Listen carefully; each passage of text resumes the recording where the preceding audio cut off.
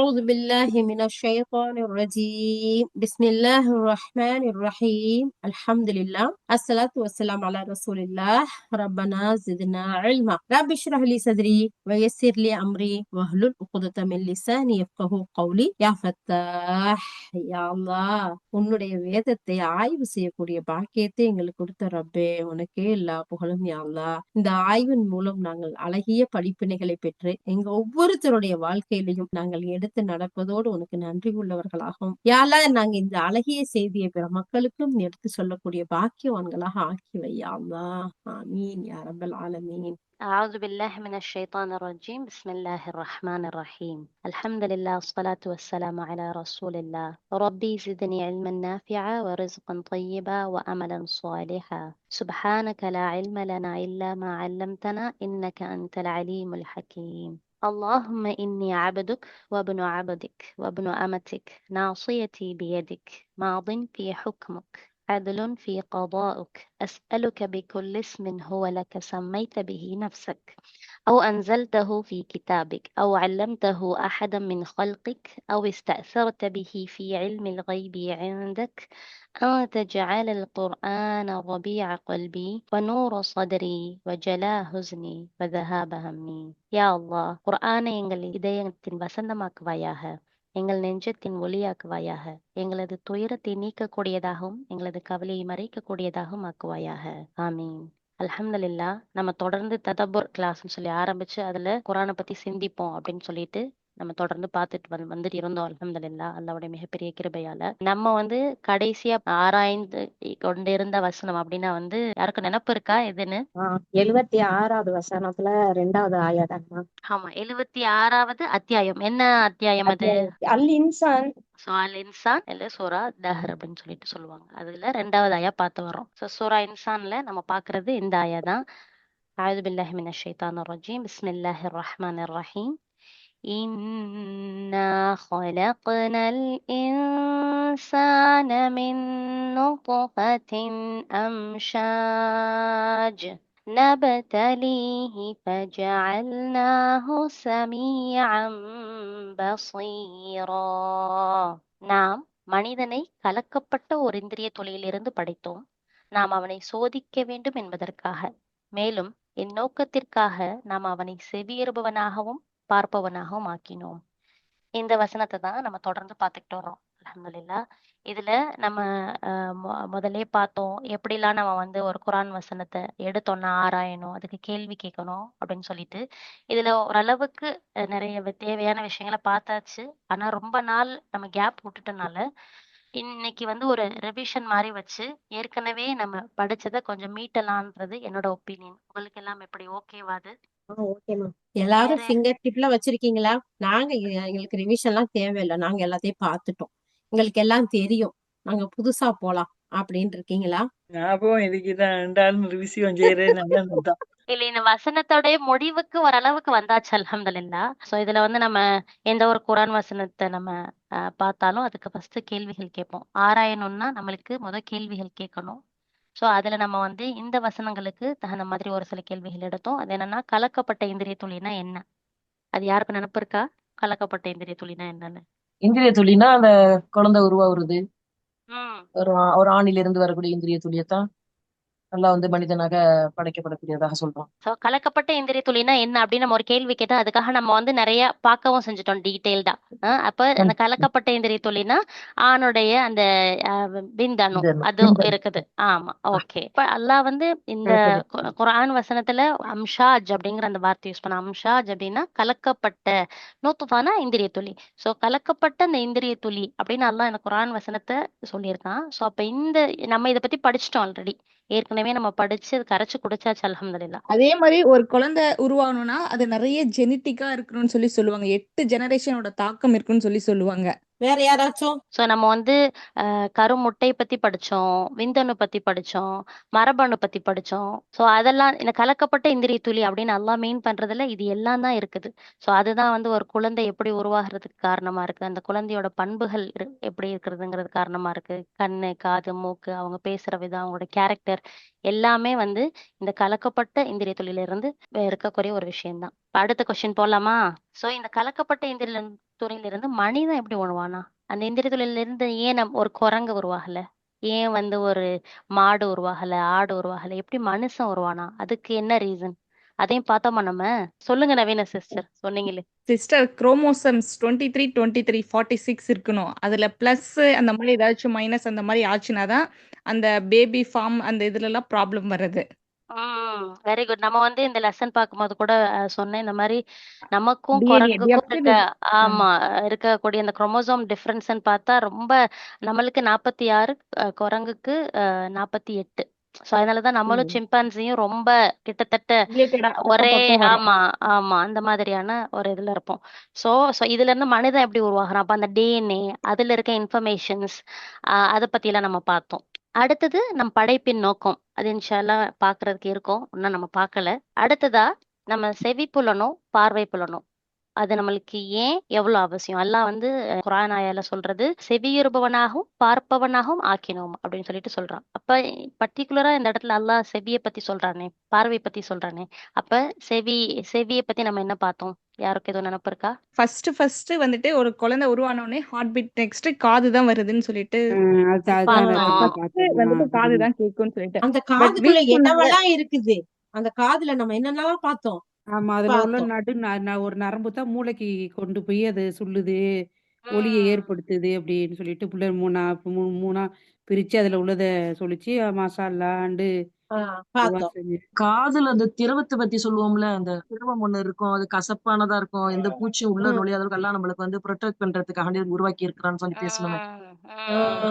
சுப்ஹானல்லாஹ். அல்ஹம்துலில்லாஹ் அல்ஹம்துலில்லாஹ் ஓரளவுக்கு எல்லாருக்கும் நல்ல நினைப்பு இருக்குது. சோ அந்த செவிப்புலனை பத்தி நம்ம ஒவ்வொன்றையும் கொஞ்சம் டீடைல்டா நம்ம ஆராய்ஞ்சு பார்க்கும் போதுதான் அல்லாஹ் நம்மளுக்கு கொடுத்திருக்கிற அந்த வல்லமைய நம்ம போற்ற முடியும், அவனோட இப்போ சேர்ந்து கனெக்ட் ஆக முடியும்.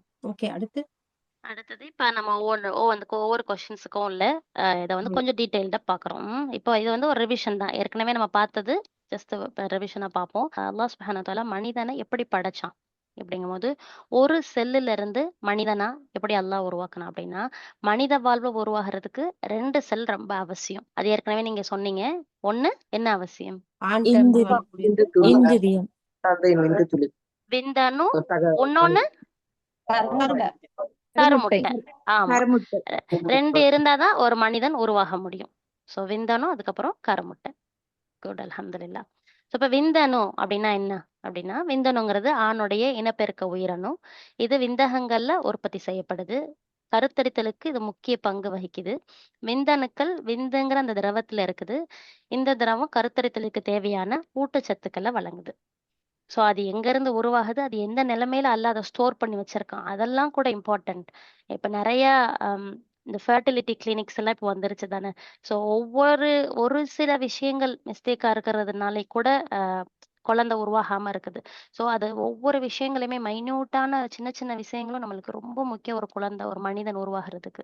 அடுத்தது விந்தோடைய ஸ்ட்ரக்சரை பார்த்தோம். விந்த அணுவோடைய அந்த ஸ்ட்ரக்சர். விந்த அணுங்கிறதுக்கு அதுக்கு ஒரு தலை இருக்கு, நடுப்பகுதி இருக்குது, அதுக்கு ஒரு வால் பகுதி இருக்குது. இந்த பிக்சர் பார்த்தோம் தானே, தலை, நடுப்பகுதி, அது வால் பகுதி. அதுக்கப்புறம் அதோடைய ஃபங்க்ஷன்ஸ் பார்த்தோம். தலைப்பகுதியோட ஃபங்க்ஷன் என்ன அப்படின்னா, அது மரபணு வச்சிருக்கும். மரபணுங்கிறது தான் அந்த டிஎன்ஏ, அந்த தந்தையோட அந்த கேரக்டர்ஸ் எல்லாம் கொண்ட அந்த ஒரு மரபணு உள்ள பொருள். அதுதான் அந்த தலையில பாதுகாப்பா இருக்கும். அதுக்கப்புறம் நடுப்பகுதி. அந்த நடுப்பகுதிங்கிறது மைட்டோகாண்ட்ரியாங்கிற அந்த சக்தியை கொடுக்கக்கூடியது, அது ஆற்றலை வச்சிருக்கும்.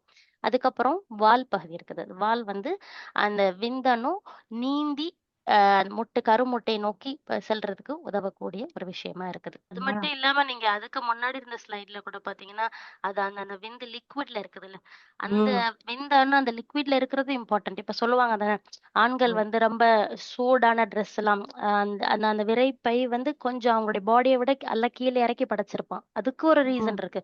ஸோ ஒவ்வொரு விஷயத்தையும் நம்ம பார்த்தோம்னா ஒவ்வொன்றுக்கும் ஒரு ரீசன் இருக்குது. அந்த விந்தணுக்கள் ரொம்ப சூடாயிருச்சுன்னா அது அழிஞ்சிரும், அந்த குழந்தை உருவாகாது. ஒவ்வொரு விஷயங்களையும் சுப்ஹானல்லாஹ், நீங்க சொன்ன மாதிரி அல்லாஹ் எதையுமே வீணாக நாம் படைக்கவில்லை அப்படின்னு சொல்றது ரொம்ப நம்ம ஆராயும் போது நம்மளுக்கு உணர்ச்சி பூர்வமா உணர முடியுது. அல்ஹம்துலில்லாஹ்.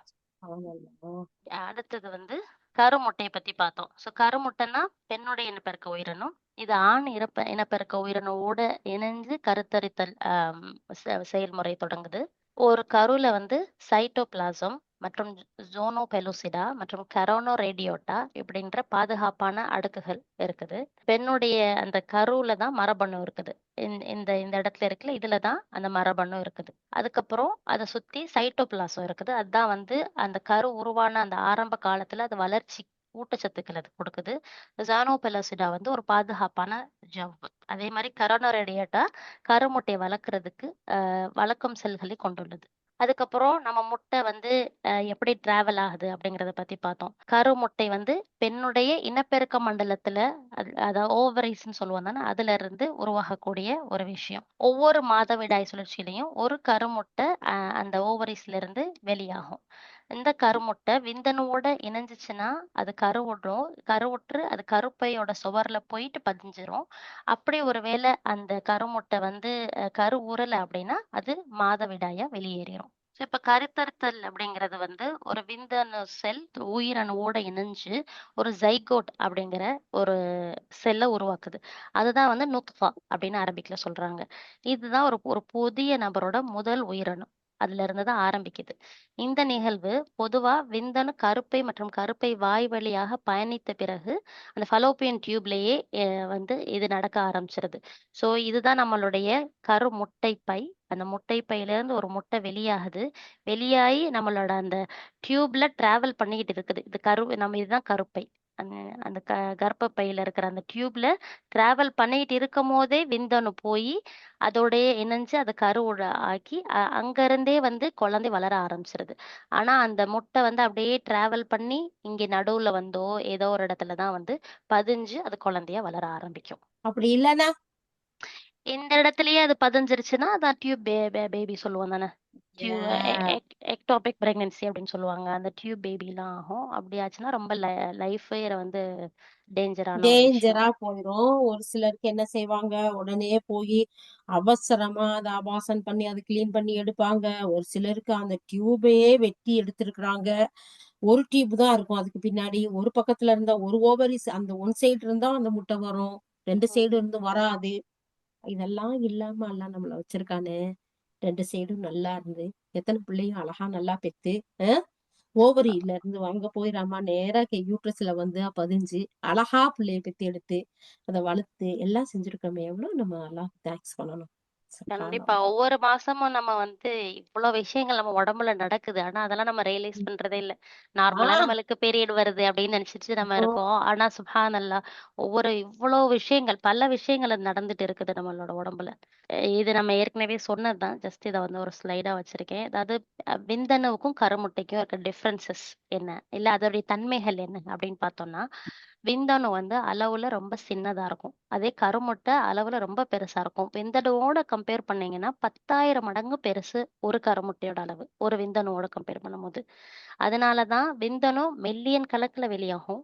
ஆனா கருமுட்டை மாசத்துக்கு ஒரு தடவை தான் அல்லாஹ் சுப்ஹானஹு வ தஆலா வெளியாகிற மாதிரி வச்சிருக்கிறான்.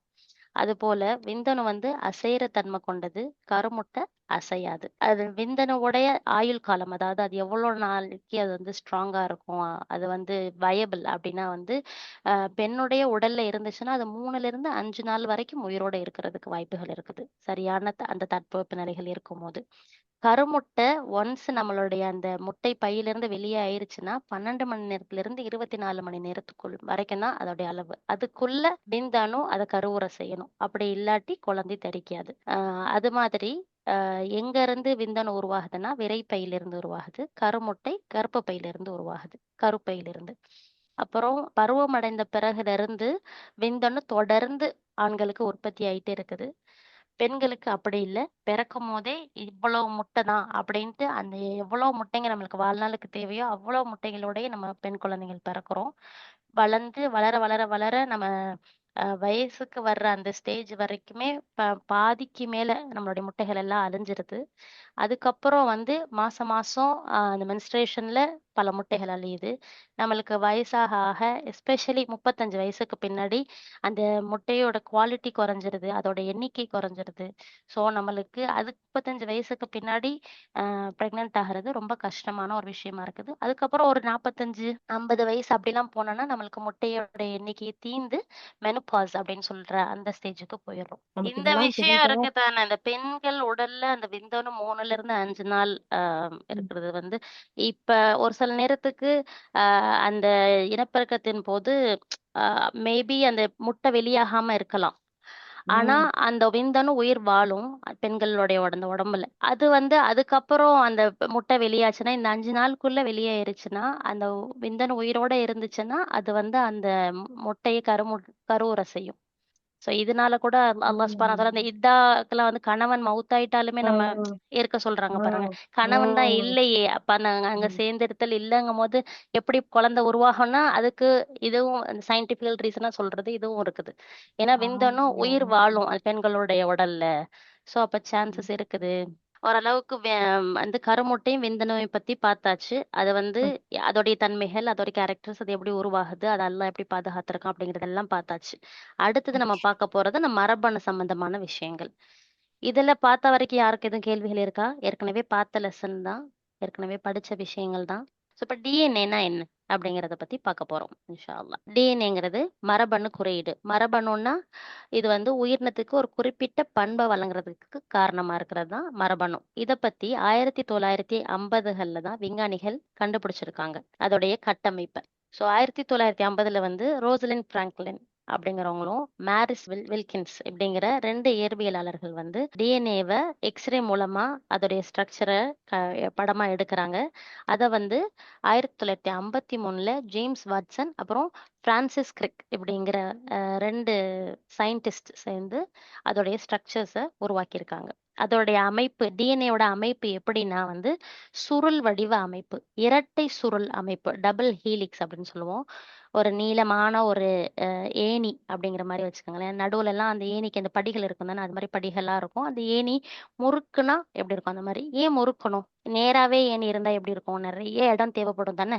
ஸோ அல்லாஹ் சுப்ஹானஹு வ தஆலா அந்த டிஎன்ஏவை முறுக்குன ஒரு ஸ்ட்ரக்சர்ல ஏன் படைச்சிருக்கான் அப்படின்னா, அதை சுருட்டி வச்சு அப்படி அதில் அவ்வளோ இன்ஃபர்மேஷனையும் அதில் வந்து அல்லாஹ் படைச்சு வச்சிருக்கான். அப்படிங்கிறனால அந்த ஸ்பெஷலான அந்த ஸ்ட்ரக்சர் இதுக்கு இருக்குது. அப்புறம் டிஎன்ஏல வந்து 4 அடிப்படை ஜோடிகள் இருக்குது. இந்த டிஎன்ஏல வந்து நம்ம பார்த்தோம் 4 என்ன ஸ்ட்ரக்சர் இருக்குன்னா அடினைன், தைமின், குவானைன், சைட்டசின். அந்த அடினைன் வந்து தைமினோட தான் போய் சேரும், குவானைன் வந்து சைட்டசினோட போய் தான் சேரும். அப்படிதான் அல்லாஹ் வந்து அதோடைய ஜோடிகளை படைச்சிருக்கான். ஒவ்வொரு நபருக்கும் நம்மள்ட்ட 3 பில்லியனுக்கும் அதிகமான வெவ்வேறு டிஎன்ஏ அடிப்படை ஜோடிகள் இருக்குது. ஒவ்வொருவரின் டிஎன்ஏவும் தனித்துவமானது. ஒரே மாதிரியான இருக்க இரட்டையர்களை தவிர மத்த எல்லாருக்குமே வந்து டிஎன்ஏ டிஃப்ரெண்டா தான் இருக்கும். 3 பில்லியன். சுப்ஹானல்லாஹ். இப்ப இது வந்து ஒரு செல். அந்த செல்லுக்குள்ள இருக்கிற அந்த கருமுட்டை நம்ம பார்த்தோம் தானே கருமுட்டை. அந்த கருமுட்டை அதுக்குள்ள இருக்கக்கூடிய விஷயங்கள் தான் இந்த குரோமோசோம்.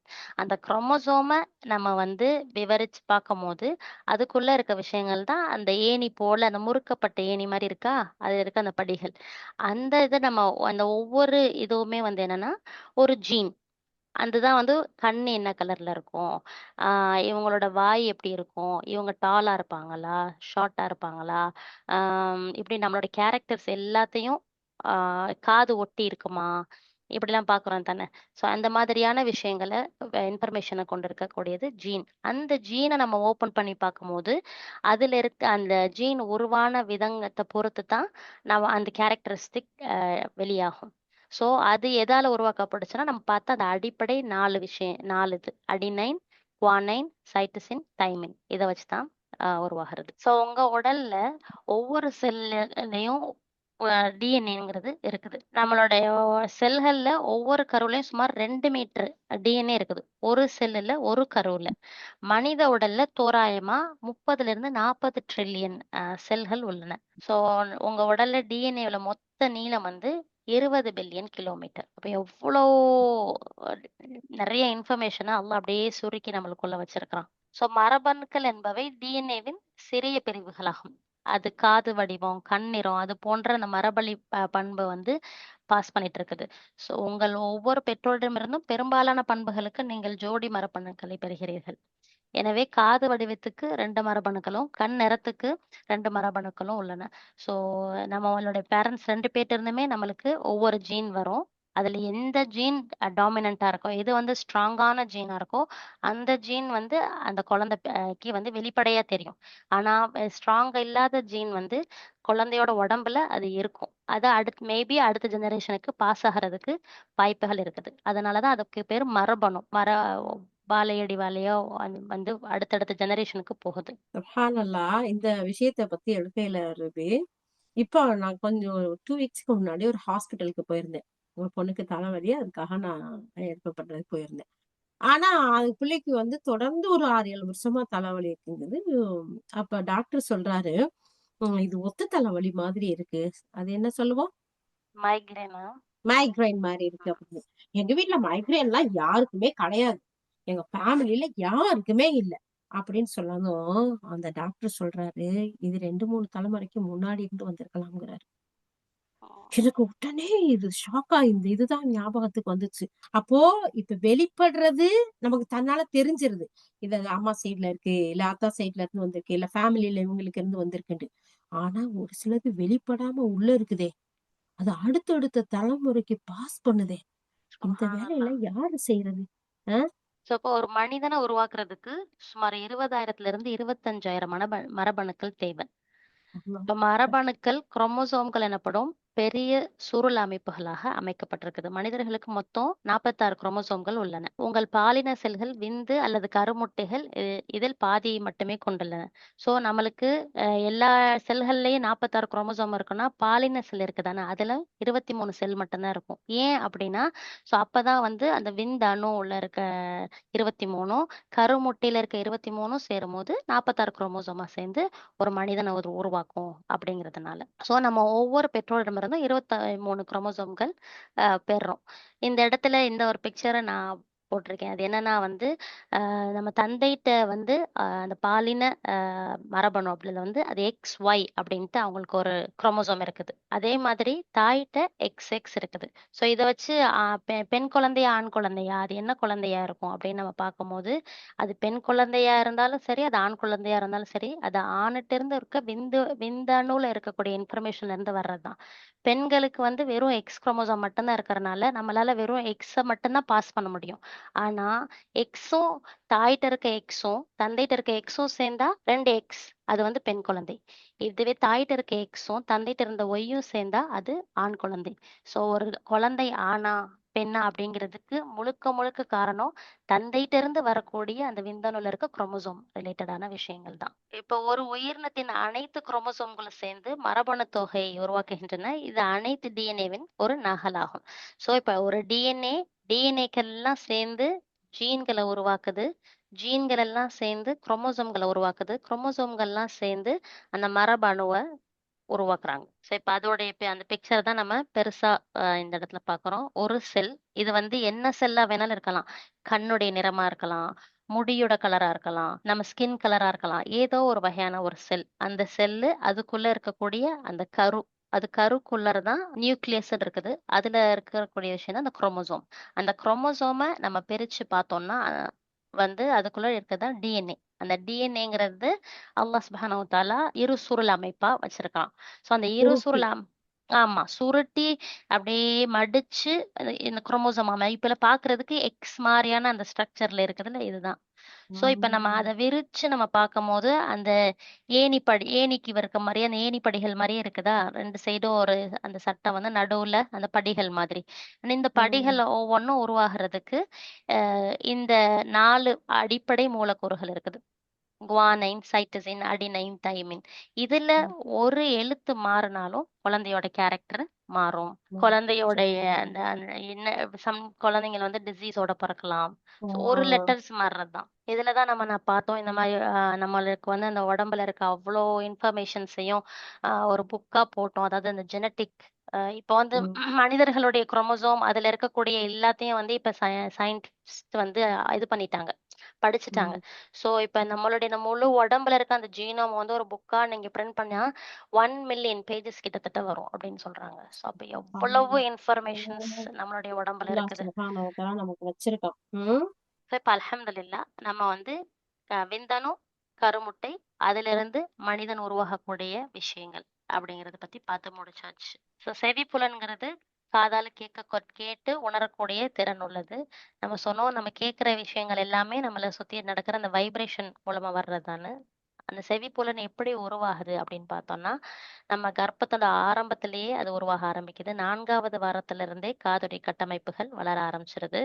18 வாரங்கள்ல குழந்தைகள் வந்து கேட்கக்கூடிய அந்த தன்மைய மூளை அவங்களுடைய பிரெயின் வந்து அந்த சிக்னல்ஸ் அனுப்ப ஆரம்பிக்குது. ஸோ கர்ப்பத்துல 23வது வாரத்துல இருந்தே குழந்தைங்கள் அவங்க அம்மாவோட குரலை கேட்க ஆரம்பிக்கிறாங்க. 24 வாரத்துல இருந்து அவங்க அந்த குரலுக்கு ரெஸ்பாண்ட் பண்ண ஆரம்பிக்கிறாங்க. நம்ம ஒரு சில பேர் சொல்லுவாங்க இந்த மாதிரி வந்து அதான் பர்டிகுலரா ஓ சவுண்ட் கேட்கும் போது குழந்தை மூவ் பண்ணுது, இல்ல ம் இந்த விஷயம் நடக்கும்போது குழந்தை மூவ் பண்ணுது. ஏன்னா அந்த குழந்தைக்கு அந்த உணர்வு தொடர்ந்து ரொட்டீனா பண்ணும்போது அத குழந்தை உணரக்கூடிய விஷயமா இருக்குது. சுப்ஹானல்லாஹ். ம். இப்ப காதுடைய ஸ்ட்ரக்சர், இந்த ம். காதுடைய ஸ்ட்ரக்சர் வந்து நம்ம 3ஆ பிரிச்சோம். வெளிக்காது, நடுக்காது, உள்காது. இதுல தான் வந்து ஒவ்வொரு விஷயத்தையும் அல்லாஹ் சுப்ஹானஹு வ தஆலா அதுக்குரிய ஃபங்க்ஷன்ஸ் என்ன, ஃபர்ஸ்ட் அதோடைய என்னன்னா, அதுக்கப்புறம் அதோடைய பயன்கள் என்ன அப்படிங்கறத பத்தி பார்த்தோம். இந்த வெளிக்காதுல இத வந்து வெளிப்புறமா நம்ம எல்லாரும் பார்க்கக்கூடிய இந்த ஸ்ட்ரக்சருக்கு பேரு பின்னா. அதுக்கப்புறம் அந்த காது கால்வாய். இது வந்து வெளிக்காதுக்குரிய ஸ்ட்ரக்சர். அதுக்கப்புறம் ம். நடுக்காது, அதுக்கப்புறம் உள்காது. இத பத்தி கொஞ்சம் டீட்டெயில்டா நம்ம பார்த்தோம். ஸோ வெளிப்புற காத வந்து 2 முக்கியமான பிரிவு இருக்குது. அதான் நம்ம பின்னான்னு சொன்னது. நம்ம வெளிய பார்க்கக்கூடிய விஷயம். அது நம்மளுக்கு எப்படி உதவுது அப்படின்னா வந்து, வெளிய இருக்கக்கூடிய அந்த சவுண்ட், அந்த அலைகள வந்து நம்மளுடைய காதுக்கு அது உள்நோக்கி அனுப்புது. புடிச்சு அது ஒரு ஒரு சேர்ற மாரி நம்மளுக்கு அது காதுக்குள்ள அனுப்புது. இதோடைய அந்த வடிவம் தான் வந்து அந்த வேலைய பார்க்கறதுக்கு உதவியா இருக்குது. அப்புறம் வந்து காது கால்வாய். இது வந்து ஒலி அலைகள காதுக்குள்ள ஆழமா கொண்டு போய் செலுத்துறதுக்கு உதவியா இருக்கு. அது மட்டும் இல்லாம இந்த காது கால்வாயில தூசி, பாக்டீரியா, பூச்சிங்க இதெல்லாம் போகாம இருக்கிறதுக்காக அல்லாஹ் சுப்ஹானஹு வ தஆலா அந்த இடத்துல காது மெழுகு உற்பத்தி ஆகுற மாரி வச்சிருக்கிறான். காது மெழுகு கால்வாயை ஈரப்பதமாவும் சுத்தமாவும் வச்சுக்குது. ஸோ இந்த வெளிக்காதுல வெளிப்படையா இருக்கிறதுங்கிறது பின்னாங்கிற இந்த ஸ்ட்ரக்சர் அது வந்து நம்மளுக்கு சவுண்ட கலெக்ட் பண்ணி உள்ள அனுப்புது. இந்த இடத்துல வந்து காது கால்வாயா இருக்குது. அந்த காது கால்வாய் உள்ளுக்குள்ள இருக்கிற அந்த இம்பார்ட்டன்ட்டான ஸ்ட்ரக்சர டேமேஜ் பண்ணாம பூச்சியோ, தூசியோ, பாக்டீரியாவோ, இன்ஃபெக்ஷன் அப்படிலாம் ஆயிராம பாதுகாக்கிறதுக்கான ஒரு ஸ்ட்ரக்சரா அல்லாஹ் சுப்ஹானஹு வ தஆலா படைச்சிருக்கிறான். அடுத்தது நடுத்தர காது. இந்த நடுத்தர காதுல வந்து பார்த்தோம்னா செவிப்பறை இருக்குது. செவிப்பறைங்கிறது இந்த இயர் ட்ரம். அதுக்கப்புறம் ஆசிக்கல்ஸ் அப்படிங்கிற 3 சிறிய எலும்புகள் இருக்குது. இதுல இந்த எலும்பு தான் மனித உடம்புலயே ரொம்ப சின்ன எலும்பு. நம்மளுக்கு மனிதனுக்கு நிறைய எலும்புகள் இருக்குதானே, அதுல இருக்கிறதுலயே சிறிய எலும்பு அப்படின்னா இதுதான் சொல்லிட்டு சொல்றாங்க. இப்ப செவிப்பறை அப்படிங்கிறது என்னன்னா, அது ஒலி அலைகள் அடிக்கும் போது அதிரும் மெல்லிய அடுக்கு. பயங்கரமா லவுடா வரும்போது நம்மளுக்கு அந்த வைப்ரேஷன் ஆகிறது இது அந்த இயர் ட்ரம் தான் ஃபர்ஸ்ட் வைப்ரேட் ஆக ஆரம்பிக்குது. அதுக்கப்புறம் இந்த 3 குட்டி எலும்புகள் இருக்குதானே, மாலியஸ், இன்கஸ் அண்ட் ஸ்டேப்ஸ் இப்படிங்கிற இந்த 3 எலும்புகள் இதோடைய வேலை என்னன்னா, அந்த வர்ற அதிர்வ அது இன்னும் கொஞ்சம் அதிகமா வைப்ரேட் பண்ணி அதோட சவுண்ட பல மடங்கு கூட்டும். அது மட்டும் இல்லாம நம்மளுக்கு ஒரு ஸ்பெஷலான ஒரு ஸ்ட்ரக்சர் இருக்கு காதுல, யூஸ்டாசியன் குழாய் அப்படின்னு சொல்லிட்டு. அது என்னன்னா இயர் ட்ரம்ல வந்து ப்ரெஷர் பில்டப் ஆக ஆக இந்த சைட்ல இருந்து அந்த ப்ரெஷர் டூ மச்சா பில்டப் ஆச்சுன்னா வெளியாகிறதுக்காக அல்லாஹ் சுப்ஹானஹு வ தஆலா படைச்ச ஒரு ஸ்ட்ரக்சர் தான் அது. இத பத்தி நம்ம பேசணும். நம்ம ஃப்ளைட்ல எல்லாம் போகும்போது நம்மளுக்கு காதுல வந்து அந்த காத்து அழுத்தத்தினால காது அடைக்கும். அப்ப நம்ம சுவிங்கா சாப்பிடுறது, எச்சி முழுங்குறது அந்த மாதிரி விஷயங்கள்லாம் பண்ணும்போது அந்த சமநிலைக்கு கொண்டு வரப்படும். அப்புறம் உள்காது. உள்காதுல 2 முக்கியமான அமைப்புகள் இருக்குது. ஒண்ணு கோக்லியா. கோக்லியாங்கிறது இந்த நத்தை வடிவமான அமைப்பு. இதுல வந்து திரவத்தால நிரப்பப்பட்டிருக்கும் இந்த நத்தை வடிவ அமைப்பு. இதுல நிறைய முடிகள் இருக்கும். இந்த முடிகளை பத்தி தான் நம்ம பார்த்தோம். இது வந்து அந்த ஃப்ரீக்வன்சிக்கு தகுந்த மாதிரி அந்த முடிகள் வந்து அசையும் இப்படிங்கறத பத்தியும் பார்த்தோம். இந்த முடி செல்கள் இயந்திர அதிர்வுகளை எலக்ட்ரிக்கல் சிக்னலா மாத்தி மூளைக்கு அனுப்பும். அந்த உள்காதுல இருக்கிற அந்த ஸ்ட்ரக்சர் தான். அதுக்கப்புறம் அந்த கோக்லியாவுடைய அந்த இதுல பக்கத்துலயே பார்த்தீங்கன்னா, இந்த 3 அரைவட்ட கால்வாய்கள் இருக்குது. இந்த அரைவட்ட கால்வாய்கள் தான் நம்மளுக்கு சமநிலை உணர்றதுக்கு உதவியா இருக்குது. நம்ம தலையை அசையும் போதும் அதுக்குள்ள இருக்க ஃப்ளூயிட்ஸும் சேர்ந்து நகரும்.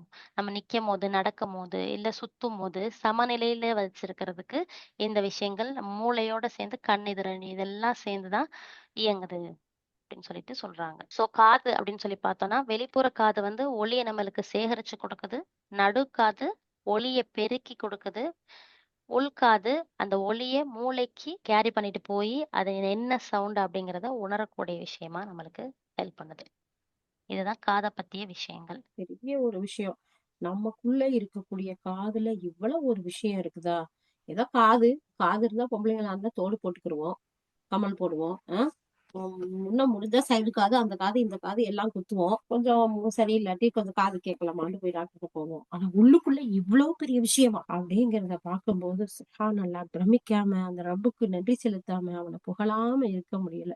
இப்ப காதுடைய அந்த பயன்கள், அதாவது நம்மளுக்கு எவ்ரிடே லைஃப்ல காது எப்படி முக்கியமா இருக்குது அப்படின்னு பார்க்கும்போது, நம்ம உடல்ல ரொம்ப முக்கியமான ஒரு உறுப்பா இருக்குது. நம்ம தொடர்பு கொள்றதுக்கு காது வந்து ரொம்ப முக்கியமான விஷயமா இருக்கு. நம்ம பேசுறத புரிஞ்சுக்கிறதுக்கு காது கேட்காட்டி புரிஞ்சுக்க முடியாது. நம்மளால தொடர்பு கொள்ள முடியாது. ஸோ அதுக்கு ரொம்ப யூஸ்ஃபுல்லா இருக்கு. அது இல்லாம நம்மள நம்மளே பாதுகாத்துக்கிறதுக்கு, ஹார்ன் அடிச்சா நம்ம மூவ் பண்றதுக்கு, ஆம்புலன்ஸ், ஃபயர் என்ஜின், இடி, மின்னல், ஸோ இந்த மாதிரியான ஏதோ ஒரு விஷயங்கள் நடந்தாலும் அது நம்ம கேட்டாதான் நம்மளால நம்மளை பாதுகாத்துக்க முடியும். அதே போல அந்த சமநிலை பத்தியும் பார்த்தோம். ஸோ இதுக்கு எல்லாத்துக்கும் காது நம்மளுக்கு முக்கியமா இருக்கு. அதே போல கற்றல், நம்ம படிச்சுக்கிறதுக்கும் காது ரொம்ப முக்கியம். நிறைய குழந்தைங்க எல்லாம் வந்து எழுத படிக்க தெரியறதுக்கு முன்னாடியே அவங்க நிறைய விஷயங்கள் கத்துக்கிறது கேட்டல் மூலமா தான். ஸோ அல்ஹம்துலில்லாஹ். ஸோ நம்மளுக்கு காது வந்து வெறும் சவுண்டுக்காக மட்டும் இல்ல, உயிர் வாழ்றதுக்கும் அறிவுக்கும் நம்ம ஒருத்தரோட ஒருத்தர் தொடர்போட இருந்துக்கிறதுக்கும் ரொம்ப முக்கியமான ஒரு விஷயமா அல்லாஹ் சுப்ஹானஹு வ தஆலா படைச்சிருக்கிறான். அல்ஹம்துலில்லாஹ். அடுத்தது பார்வை புலன். ஸோ இப்போ பார்வை புலன், பார்வை புலன்ங்கிறது வந்து அல்லாஹ் வந்து கண்ணுல ஒரு முக்கிய புலன் உறுப்பா படைச்சிருக்கான். வெளி உலகத்தை நம்மளுடைய மூளைக்கு தகவல் அனுப்பக்கூடிய விஷயமா இருக்குது. ஸோ கண்கள் வந்து நம்மளோட மூளைக்கு சிக்னல் அனுப்பி என்ன விஷயத்த பார்க்குறோமோ அதோடைய அந்த ஸ்ட்ரக்சரை நம்ம பார்க்கறதுக்கு உதவுது. ஸோ கண்ணு வந்து என்ன அளவில் இருக்குன்னு சொல்லி பார்த்தோம். ஆவரேஜா 2.5 சென்டிமீட்டர் அளவு இருக்கும். அதோட வெயிட் பார்த்தோம்னா 7 to 8 கிராம். அவ்வளவுதான் அதோட வெயிட். இது வந்து ஒரு கேமரா போலன்னு கம்பேரிசனுக்கான சொல்லாமே தவிர கேமராலாம் எந்த ஒரு கேமராவுமே இதுக்கு ஈடு இல்லை. சுப்ஹானல்லாஹ். ஸோ நம்ம இந்த கண்ணு வந்து ஒளியை படம் பிடிக்குது. அதை மையப்படுத்தி நம்மளோட மூளைக்கு தகவலை அனுப்பி அந்த விஷயத்தை நம்மள உணர்ற மாதிரி வைக்குது. ஸோ 80% ஆஃப் த விஷயம் நம்ம பார்க்கறது விஷயம் உணர்ற விஷயங்கள் வந்து கண்ணு வழியா தான் நடக்குது.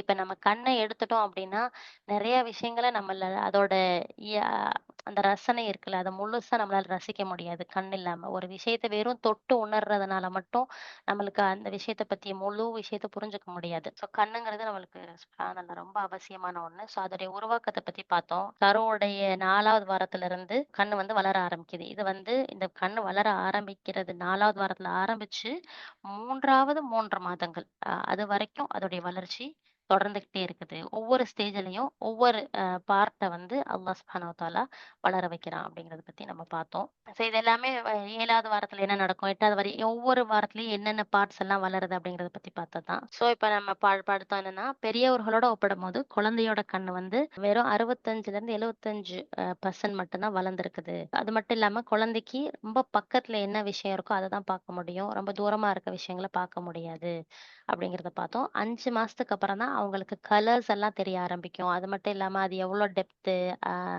அதோட 3D ஷேப்ஸ் அதெல்லாம் அவங்க வளர வளர தான் இதுவாங்க.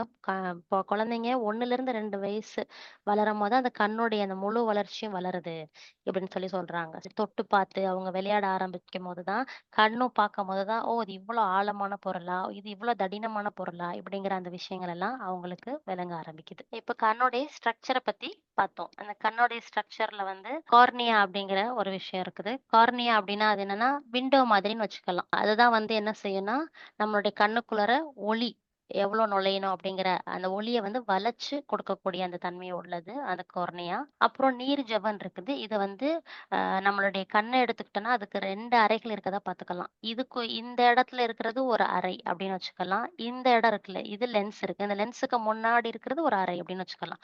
ஸோ அந்த நீர் ஜவ்வுங்கிறது இந்த லென்ஸுக்கு முன்னாடி இருக்கக்கூடிய இடத்துல இருக்கிறது தான். நீர் ஜவ்வின் அழுத்தம் நம்மளுடைய கண்ணின் வடிவத்தை பராமரிக்கிறதுக்கு உதவுது. அடுத்தது ஐரிஸ் அப்படிங்கிற பார்ட். இந்த ஐரிஸ் என்ன பண்ணும்னா நம்மளுடைய கண்மணியோட அளவை கட்டுப்படுத்தக்கூடிய ஒரு தசை தான் இது. இது வந்து ஒவ்வொருத்தவங்களுக்கும் ஒவ்வொரு நிறத்துல இருக்கும். ஒரு சில பேருக்கு பழுப்பு நிறத்துல இருக்கும், நீல நிறத்துல, பச்சை நிறத்துல, காமனா நம்மளுக்கு ப்ரௌன், பிளாக் அந்த மாதிரி இருக்கிறது இருக்குது. ஸோ இப்போ இந்த இடத்துல இருக்கிறது தான் அந்த கண்மணி, பியூப்பிள்னு சொல்லுவாங்க இங்கிலீஷ்ல. ஸோ இது வந்து லைட்டுடைய அளவை பொறுத்து சைஸ் மாறும். இது வந்து வெறும் ஓட்டை தான். இது வந்து எதுக்குன்னு ஒரு ஸ்ட்ரக்சர்லாம் இல்லை. இந்த தசையில இருக்கக்கூடிய அந்த ஓட்டை தான் அந்த பியூப்பிள். இது வழியா தான் ஒளி உள்ள போகுது. இப்போ ரொம்ப பிரைட் லைட்டா இருக்கும்போது அதோட அளவு பார்த்தீங்களா எவ்வளவு சுருங்கிருச்சுன்னு. ஏன்னா ரொம்ப பயங்கரமா லைட் கண்ணு கூசுது அப்படிங்கும்போது நம்மளுடைய அந்த கண்மணியோட அளவு சுருங்கிரும். அதே நார்மலா இருக்கும்போது அதோடைய அளவு நார்மலா ஓப்பனா இருக்கும். இப்ப நைட் டார்க்கான ஒரு ரூம்ல இருக்கும் அப்படின்னா அந்த கண்மணி எவ்வளவு பெருசா ஓப்பனா இருக்கு பாருங்க. லைட் நல்லா உள்ள விடும். ஓகே, அடுத்தது ஸ்க்ளேரா அப்படிங்கிற ஒரு பகுதி. இது வந்து நம்மளுடைய கண்ணுடைய இருக்க இந்த வெள்ளை பகுதி, அதை தான் வந்து ஸ்க்ளேரான்னு சொல்லிட்டு சொல்லுவோம். இது வந்து நம்மளுடைய கண் பார்வையின் பொதுவான வடிவம் மற்றும் அமைப்பை பாதுகாக்க உதவுது. அடுத்தது லென்ஸ். இது கண்மணிக்கு பின்னால் உள்ள வெளிப்படையான அமைப்பு. இது கண்ணுக்குள் நுழையும் ஒளியை மையப்படுத்தி நம்ம கண்ணுக்கு வந்து எவ்வளவு பெருசா, சின்னதா, தூரமா இருக்கா, பக்கமா இருக்கா, அதை பொறுத்து அந்த லென்ஸோடைய சைஸ் மாறும். அதுக்கப்புறம் வெளித்திரை. இது உங்கள் கண்ணின் பின்புறத்தில் உள்ள ஒளி உணர்திறன் கொண்ட செல்களில் இது மெல்லிய அடுக்கு ஒளியை மின் சமிச்சைகளாக மாற்றுது.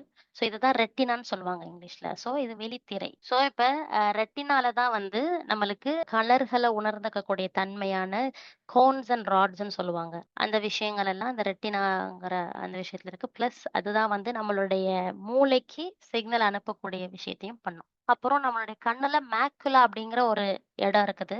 அது வந்து நம்மளுடைய விழித்திரையில ஒரு சின்ன இடம் தான். அதுதான் வந்து நம்ம வந்து ஒரு இடத்த உத்து பார்க்குறோம் தானே. அந்த இடத்துல உத்து பார்க்கும் போது இருக்கிற அதோடைய கலர், அது என்ன தன்மையில இருக்குது இப்படிங்கிற எல்லா விஷயத்தையும் நம்மளுக்கு புரிய வைக்கிறது வந்து இந்த மேக்குலாங்கிற இடத்துல உள்ள விஷயம்தான். அதுக்கப்புறம் பார்வை நரம்பு. இது விழித்திரையில உங்கள் மூளையுடன் இணைகிறது.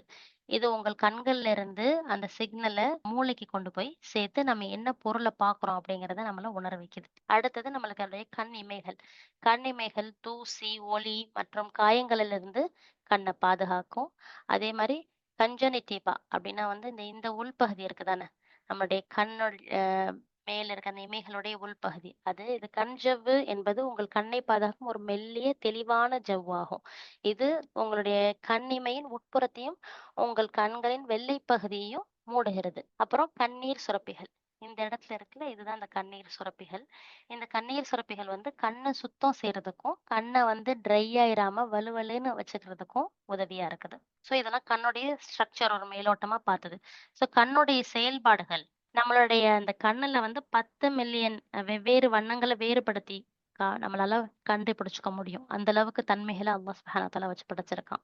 கண்கள் வந்து ஒரு நாளைக்கு 1,00,000க்கும் மேல அதிகமா அசையுது. அது மட்டும் இல்லாம நம்ம கேமராலே எடுத்துக்கோங்களேன். பிக்சர் எடுக்கணும்னா அது ஃபோக்கஸ் சரி பண்றதுக்கு தொடப்போம், இல்ல அதை வந்து பெருசாக்குவோம், சின்னதாக்குவோம். நம்ம கண்ணை அப்படிலாம் எதுவுமே செய்ய தேவையில்லை. டக்குன்னு அதை ஃபோக்கஸ் பண்ணி இது பக்கமா இருக்கா, இது தூரமா இருக்கா, இதை வாசிக்கணுமா. இப்போ வந்து டிவில பெரிய ஸ்கிரீன்ல ஒரு கீழே அவன் வந்து அந்த பிரேக்கிங் நியூஸ் அப்படின்னு போட்டு அது ஓடிட்டே இருக்கும். அதை நம்ம ஒத்து கவனிப்போம். அந்த அளவுக்கு சுப்ஹானல்லாஹ் ஃபோக்கஸ் பண்ணக்கூடிய அந்த பவரை அல்லாஹ் நம்மளுடைய கண்களுக்கு கொடுத்துருக்கான். இரு கண்களும் தொலைநோக்கி பார்வைக்காக, அதாவது ஒரு பொருள் வந்து எவ்வளோ ஆழம், அது எவ்வளோ டீப், அதோடைய 3D ஸ்ட்ரக்சர் என்ன. இப்போ வந்து நம்ம பிரிண்ட் பண்ணி பேப்பர்ல வந்து ஒரு தக்காளியை பிரிண்ட் பண்றோம்னு வச்சுங்களேன், அது எப்படி இருக்கும், 2D ஷேப்பா தான் நம்மளுக்கு பார்க்க முடியும். ஆனா நமக்குடைய கண்கள் வந்து அந்த தக்காளியோட அளவு, அதோடைய தடிமன், அதோடைய வெயிட், அதெல்லாம் அந்த கண்ணை வச்சே நம்ம சொல்றோம் தானே. அதெல்லாம் நம்மள வந்து அனலைஸ் பண்றதுக்கு நம்மளுடைய கண் பார்வை வந்து ரொம்ப உதவியா இருக்குது.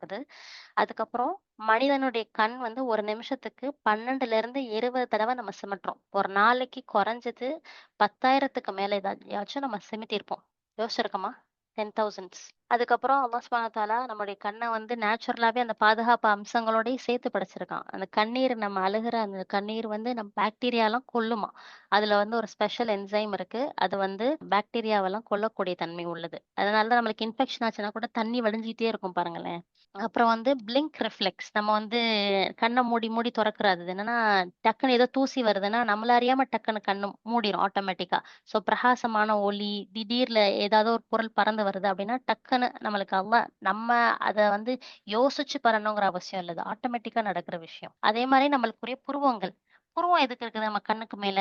அப்டின்னா, அதோடைய மெயினான ஒரு ஃபங்ஷன் என்னன்னா, அது வியர்வைய வந்து கண்ணுல டைரக்ட்டா போய் விழுகாம தடுக்குதாம். அது மட்டும் இல்லாம பார்வையில அதோட முக்கியமான இன்னொரு ஃபங்ஷன் என்னன்னா, நம்ம என்ன பார்க்குறோமோ, அத வந்து மூளையோட அத கனெக்ட் பண்ணுது. அதனால தான் நம்மளால அத புரிஞ்சுக்க முடியுது. அந்த விழித்திரை ரெட்டினா வந்து நம்மளுடைய மூளையில இருக்கிற அந்த மண்டலத்தோட கனெக்ட் ஆயிருக்க ஒரு பகுதி. அந்த சிக்னல வந்து 200 மைல்ஸ் பெர் ஹவர் அவ்ளோ ஃபாஸ்ட்டா அது வந்து பார்க்க வைக்குதாம் நம்மள.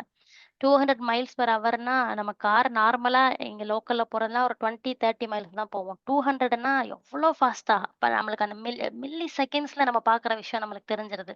ஸோ அந்த அளவுக்கு ஃபாஸ்ட்டா அது வந்து பை அந்த சிக்னல்ஸ் வந்து ட்ரான்ஸ்ஃபர் ஆயிட்டு இருக்குது. மூளை வந்து நம்ம படங்கள பார்க்கும்போது தலைகீழா தான் பார்க்கணும். இப்ப நம்ம ஒரு பொருள பார்க்குறோம் அப்டின்னா, அந்த பொருள் நம்மளுக்கு வந்து ரெட்டினால போய் படும்போது தலைகீழா தான் தெரியுமாம்.